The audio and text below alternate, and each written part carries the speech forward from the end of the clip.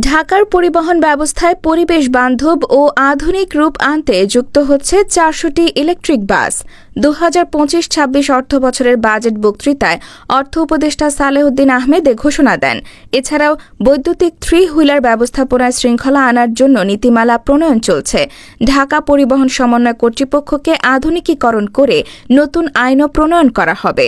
সরকারের লক্ষ্য নিরাপদ, টেকসই ও পরিবেশ বান্ধব নগর পরিবহন ব্যবস্থা গড়ে তোলা।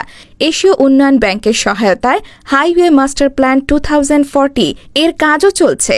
এছাড়া রেল পরিবহনেও বড় পরিবর্তনের ইঙ্গিত দিয়েছেন উপদেষ্টা। রেলওয়েকে আরও উন্নত করতে নেওয়া হচ্ছে ডাবল লাইন, আধুনিক সিগন্যালিং, বৈদ্যুতিক ট্র্যাকশন সহ বহু পরিকল্পনা। এই উদ্যোগগুলো ঢাকার গণপরিবহনে প্রযুক্তি ও পরিবেশ সচেতনতার নতুন যুগের সূচনা করবে।